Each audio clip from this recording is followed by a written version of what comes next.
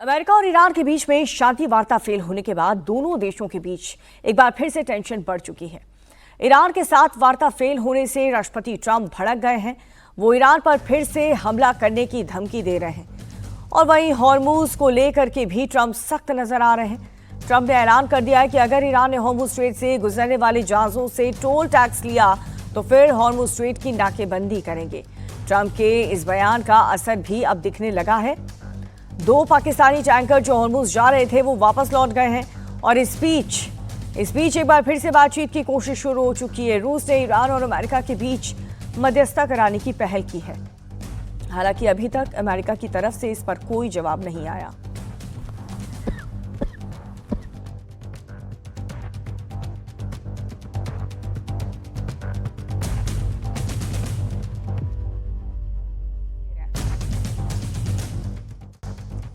Hormuz पर toll वसूलने से काफी ज्यादा भड़क उठे हैं ट्रंप और बातचीत का रास्ता क्योंकि नहीं निकल पाया, पीस टॉक में भी कोई नतीजा नहीं निकल पाया और इसीलिए ट्रंप एक बार फिर से ईरान को धमकी देते हुए नजर आ रहे हैं।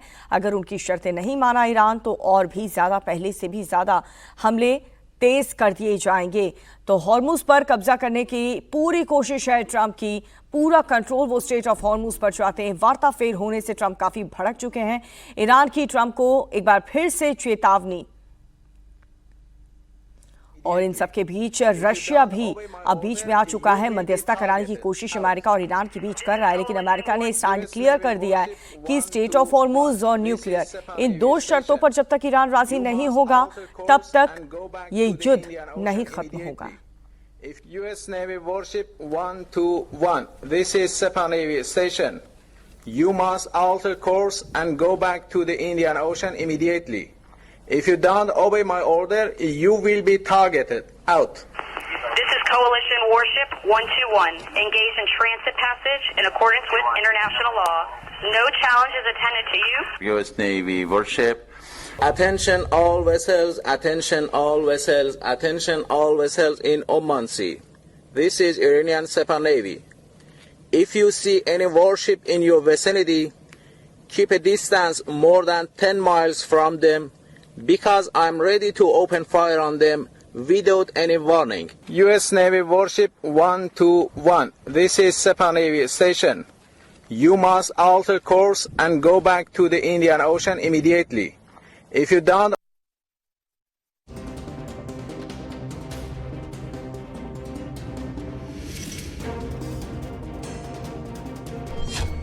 इस्लामाबाद वार्ता फेल, अब होर्मुज पर कब्जे की जंग।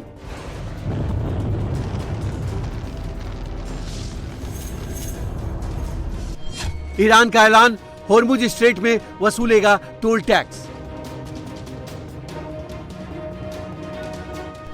ट्रंप की धमकी, टोल दिया तो करेंगे जहाजों की नाकेबंदी। ईरान के साथ इस्लामाबाद में शांति वार्ता फेल होने के बाद अमेरिका के राष्ट्रपति डोनाल्ड ट्रंप भड़के हुए हैं और अब उन्होंने हॉर्मुज को लेकर बड़ा ऐलान कर दिया है। ट्रंप ने ईरान के साथ साथ पूरी दुनिया को धमकाते हुए कहा है कि अमेरिका स्ट्रेट ऑफ हॉर्मुज में आने जाने वाले जहाजों की नाकेबंदी करेगा। राष्ट्रपति ट्रंप ने सोशल मीडिया पर लिखा कि अमेरिकी नौसेना तुरंत प्रभाव से हॉर्मुज में प्रवेश करने और वहां से निकलने वाले सभी जहाजों को रोकने की प्रक्रिया शुरू करेगी। मैंने अपनी नौसेना को यह ऑर्डर दिया है कि वो अंतर्राष्ट्रीय जल क्षेत्र में ईरान को टोल चुकाने वाले प्रत्येक जहाज की तलाश करे और उसे रोके। ट्रंप का ये बयान ईरान के उस ऐलान के बाद आया है जिसमें ईरान ने स्ट्रेट ऑफ हॉर्मुज से गुजरने वाले जहाजों से $2 मिलियन बतौर टोल वसूलेगा। इसके बाद अमेरिका और ईरान के बीच एक बार फिर तल्खी बढ़ गई। अमेरिकी राष्ट्रपति जहां हॉर्मुज स्ट्रेट पर किसी भी हालत में कंट्रोल करना चाहते हैं तो ईरान ट्रंप की धमकी के आगे झुकने को तैयार नहीं है। राष्ट्रपति ट्रंप के इस बयान का तुरंत असर भी दिखा। हॉर्मुज की ओर बढ़ रहे पाकिस्तान के 2 तेल टैंकरों को बीच रास्ते से ही वापस लौटना पड़ा। बताया जा रहा है कि पाकिस्तानी झंडा लगे 2 तेल टैंकर खैरपुर और शालीमार हॉर्मुज स्ट्रेट पहुंचने से पहले ही वापस लौट गए। ये सब कुछ ऐसे समय में हुआ जब इस्लामाबाद में हुई अमेरिका ईरान शांति वार्ता बिना किसी नतीजे के खत्म हो गई। ट्रंप के आदेश के बाद अमेरिकी नेवी भी एक्शन में आ गई है। यूएस नेवी ने नाकेबंदी को लेकर बयान जारी किया है।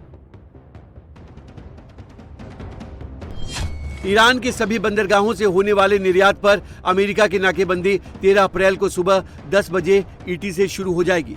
यानी ये नाकेबंदी भारतीय समय अनुसार आज शाम 7:30 बजे से लागू होगी। ये नाकेबंदी ईरान के बंदरगाहों और तटीय इलाकों में आने जाने वाले सभी देशों के जहाजों के खिलाफ निष्पक्ष रूप से लागू की जाएगी, जिसमें अरब खाड़ी और ओमान की खाड़ी में स्थित ईरान के सभी बंदरगाह शामिल हैं। यूएस नेवी होर्मुज स्ट्रेट से होकर गुजरने वाले उन जहाजों की आवाजाही में कोई रुकावट नहीं डालेगी जो ईरान के अलावा अन्य बंदरगाहों की ओर जा रहे हैं या वहां से आ रहे हैं। ट्रंप की इस धमकी के बाद ईरान ने होर्मुज स्ट्रेट पर अपनी गश्त और बढ़ा दी। ईरानी नेवी की नावें होर्मुज स्ट्रेट के पूरे इलाके की निगरानी कर रही है। ईरान ने दावा किया है कि होर्मुज स्ट्रेट पर उसका पूरा कंट्रोल है और आगे भी रहेगा। आईआरजीसी ने होर्मुज स्ट्रेट पर नाकेबंदी करने के ट्रंप के ऐलान के कुछ घंटे पहले का एक वीडियो जारी किया है। 60 मिनट के इस वीडियो में आईआरजीसी का एक कमांडर सीधे अमेरिकी नौसेना के युद्धपोत को चुनौती दे रहा है। US Navy Warship 121. This is Sepah Navy Station.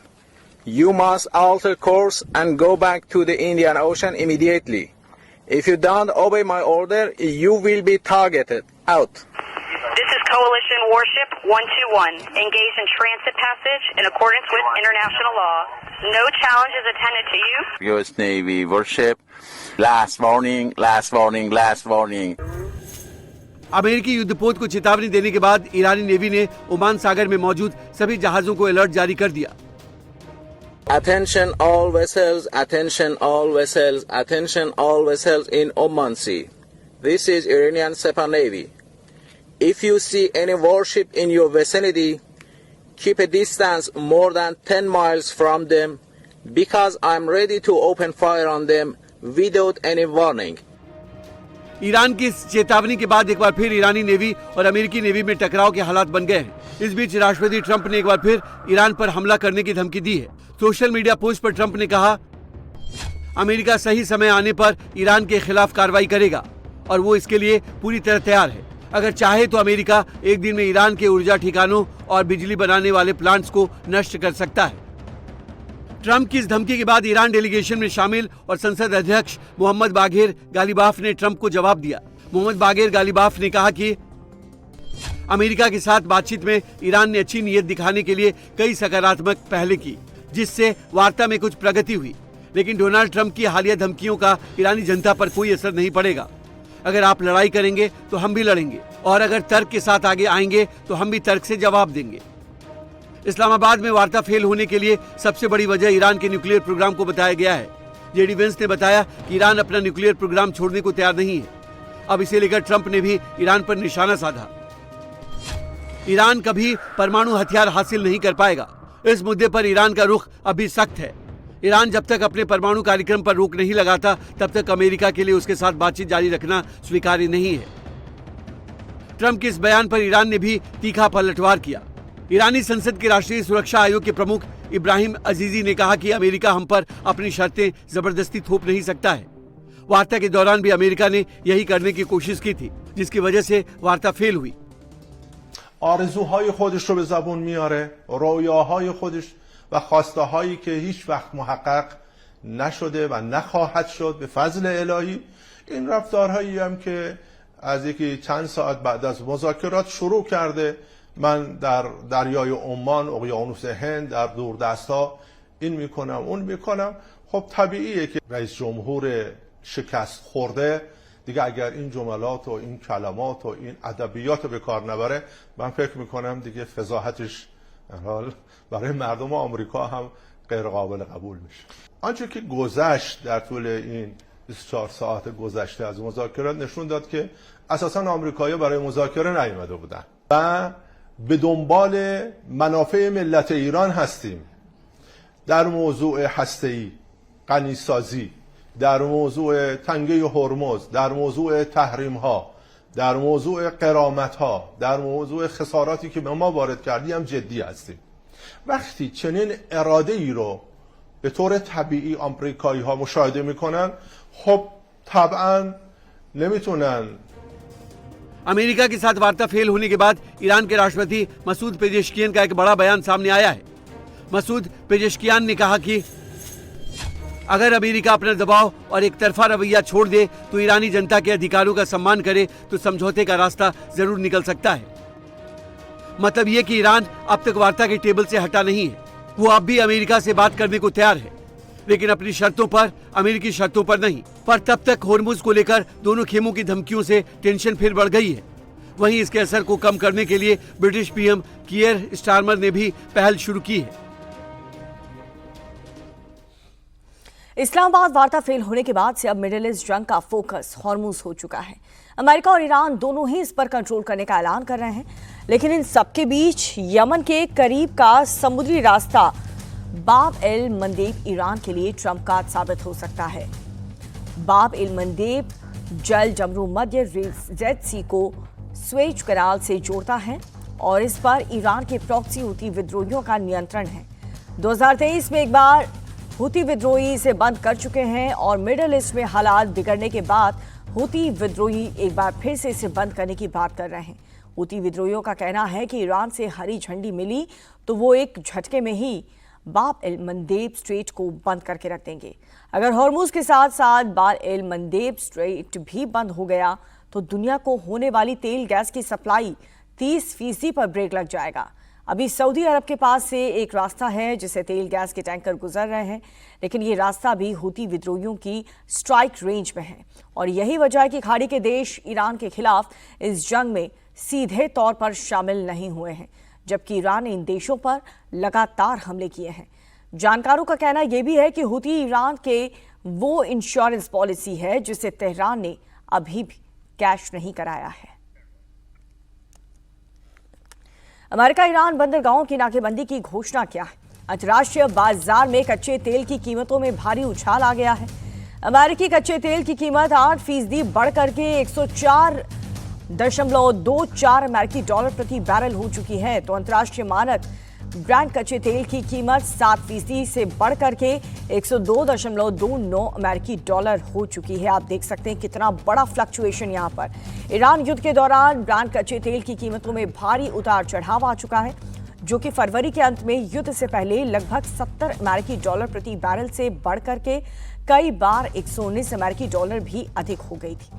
शुक्रवार को शांति वार्ता से पहले तक ब्रांड की कीमत 95.20 अमेरिकी डॉलर प्रति बैरल तक पहुंच गई थी, लेकिन अब ये एक बार फिर से 102 डॉलर के ऊपर पहुंच गई है। अमेरिका ने आज से ईरान के बंदरगाहों और तट के क्षेत्र में जाने वाले या वहां से निकलने वाले सभी देशों के जहाजों के खिलाफ नाकाबंदी करेगा, जिसके बाद ये हालात वहां पर बने हैं।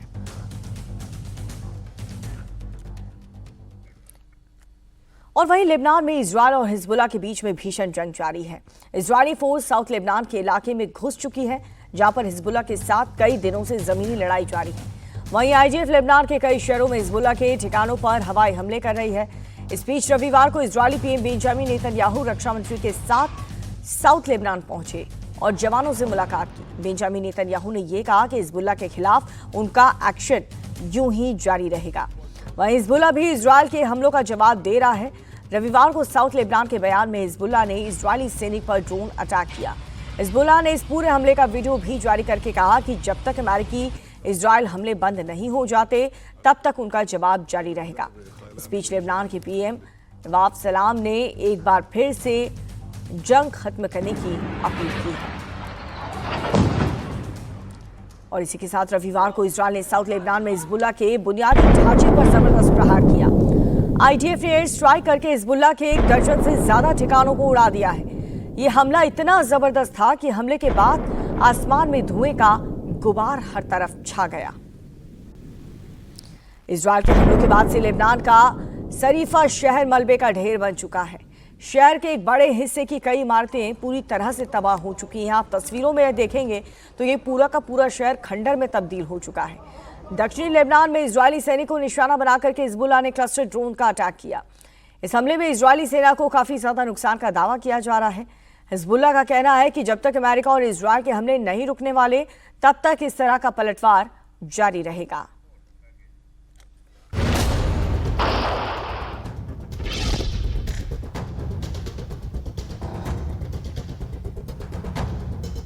अमेरिका और ईरान के बीच वार्ता फेल होने के बावजूद अभी 2 हफ्ते का सीज फायर लागू दिख रहा है, लेकिन इजराइल का लेबनान में हमला और हिजबुल्लाह का जवाबी हमला थम नहीं रहा।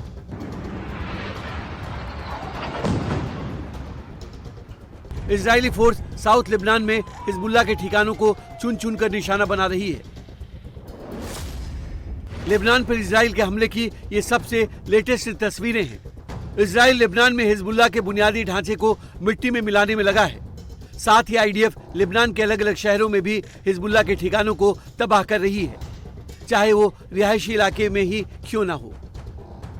रविवार को इजराइल ने साउथ लेबनान में हिजबुल्लाह के बुनियादी ढांचे पर जबरदस्त प्रहार किया।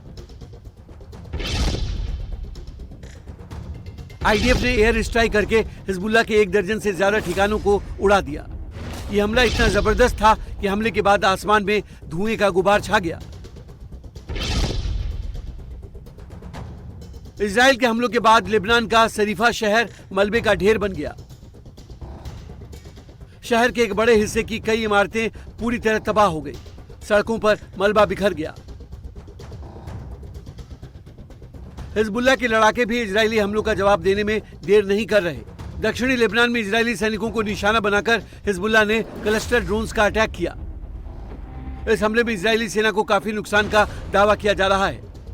हिजबुल्लाह का कहना है कि जब तक अमेरिका और इजराइल के हमले नहीं रुकेंगे तब तक इस तरह का पलटवार जारी रहेगा। इसी बीच इजराइल के प्रधानमंत्री बेंजामिन नेतन्याहू और रक्षा मंत्री काट्ज रविवार को अचानक दक्षिणी लेबनान पहुंच गए। दोनों ने इजरायली सैनिकों से मुलाकात की, उनका हौसला बढ़ाया। इस दौरान रक्षा मंत्री काट्ज ने कहा कि साउथ लेबनान के लोग लिटानी नदी के दक्षिण में कभी नहीं लौटेंगे। इजराइल का टारगेट हिजबुल्लाह को निहत्था करना है। और वहीं दूसरी तरफ लेबनान के पीएम नवाब सलाम ने एक बार फिर से जंग खत्म करने की अपील की है। उन्होंने कहा है कि उनकी सरकार युद्ध को खत्म करने के अपने प्रयासों में लगी हुई है। सूत्रों की माने तो इजरायल और लेबनान के बीच बातचीत मंगलवार को वॉशिंगटन में शुरू होने की उम्मीद है। ये बातचीत इजरायल के उस फैसले के बाद हो रही है जिसमें लेबनान के साथ वार्ता का फैसला लिया गया था। इस बैठक में लेबनान इजरायल की सेना हटाने, लेबनानी कैदियों को रिहा करने और 10 लाख से ज्यादा विस्थापित लेबनानी लोगों की वापसी की मांग करेगा। लेकिन इजरायल पहले ही ये साफ कर चुका है कि लिटानी नदी से साउथ में अब इजरायल का कंट्रोल होगा, जो लेबनान के लिए एक सबसे बड़ा झटका है। ففي الحرب الأهلية تقاتل بعضنا مع البعض ودفع الجميع الثمن. أما اليوم فالمطلوب أن نقف جميعا مع بعضنا البعض، لا بعضنا في وجه بعض، وأن نحصن الداخل ونمنع الفتنة أو التهديد بها أو التهويل بالحرب الأهلية وكأننا لا نعرف أثمانها. فإننا مستمرون بجهودنا لوقف الحرب، وفي مقدمتها المبادرة التي قدمها فخامة الرئيس للتفاوض لوقف الحرب وتمكين مؤسسات الدولة الشرعية من القيام بدورها الكامل في حماية لبنان واللبنانيين جميعا. इन सब के बीच ईरान को चीन की तरफ से मदद मिलने की खबरें सामने आने के बाद से अमेरिकी राष्ट्रपति ट्रंप ने चीन को सीधी धमकी दी है। ट्रंप ने कहा कि अगर चीन ईरान की मदद करता है तो अमेरिका उस पर भारी टैक्स लगाएगा। इसके साथ ही ट्रंप ने कहा कि अगर चीन ईरान को सैन्य मदद देता हुआ पकड़ा गया तो उस पर 50% तक टैरिफ लगाया जाएगा। ट्रंप का ये बयान ऐसे समय में आया है जब अगले महीने उनका चीन का दौरा है, जहां पर उनकी मुलाकात राष्ट्रपति शी जिनपिंग से होनी है। हालांकि ट्रंप की ये बैठक पहले ही तय थी, लेकिन ईरान के साथ चल रहे युद्ध की वजह से इसे टाल दिया गया था। ट्रंप के टैरिफ बम की धमकी से पहले ट्रंप ने चीन को ईरान की मदद नहीं करने की चेतावनी दी है।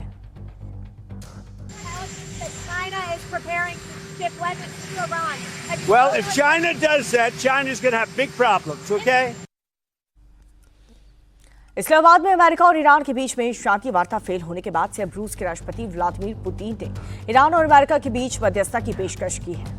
इसके लिए रूसी राष्ट्रपति पुतिन ने ईरान के राष्ट्रपति मसूद पेज़ेश्कियान से फोन पर बात की है। इस बातचीत में पुतिन ने साफ कह दिया है कि रूस इस पूरे इलाके में शांति स्थापित करने के प्रयासों में मदद करने के लिए तैयार है। रूस चाहता है कि बातचीत के जरिए इस संकट का जो हल है वो निकले और पूरे क्षेत्र में स्थिरता आए। रूस की इसी पहल को इसलिए भी अहम माना जा रहा है क्योंकि वो खुद को एक ऐसे देश के रूप में पेश कर रहा है जो दोनों देशों के बीच बातचीत को आगे बढ़ा सकता है। रूस और ईरान के रिश्ते अच्छे हैं। हालांकि ईरान का कहना है कि अमेरिका अब तक तेहरान का भरोसा जीतने में नाकाम रहा। हाल ही की शांति वार्ताओं के बावजूद दोनों देशों के बीच अविश्वास अब भी बरकरार है, जो किसी भी समझौते में एक बहुत बड़ी बाधा बन सकता है।